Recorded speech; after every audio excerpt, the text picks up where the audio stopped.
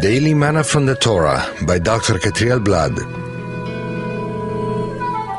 Shalom everyone, and welcome to the 6th Aliyah of Dr Kedoshim, sanctified, consecrated, sacred.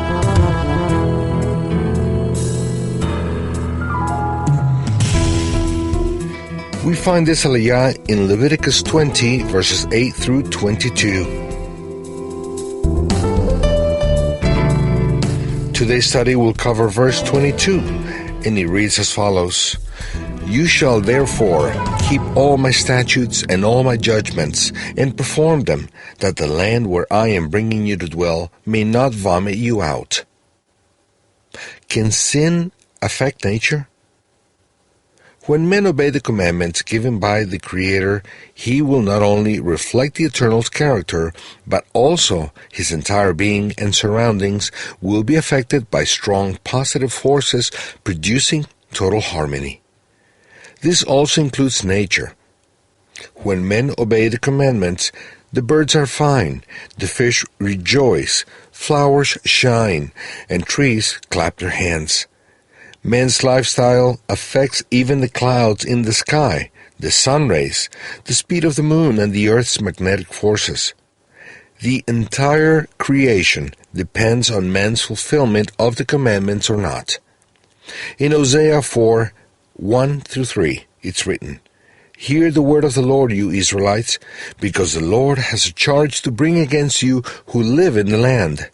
There is no faithfulness, no love, no acknowledgement of God in the land. There is only cursing, lying, and murder, stealing, and adultery. They break all bounds, and bloodshed follows bloodshed. Because of this, the land mourns, and all who live in it waste away.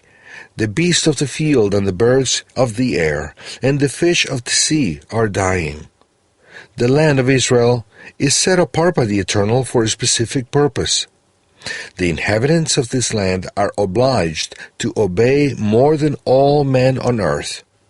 Since it's the Eternal's land, sin against Him brings much more severe consequences in relation to the land. The land may vomit its inhabitants if they don't obey the commandments of the Eternal.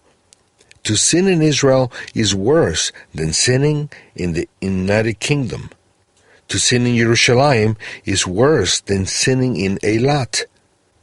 The prophets show us that when we sin in Jerusalem, it reaches a certain level of exile that will fall upon the entire people.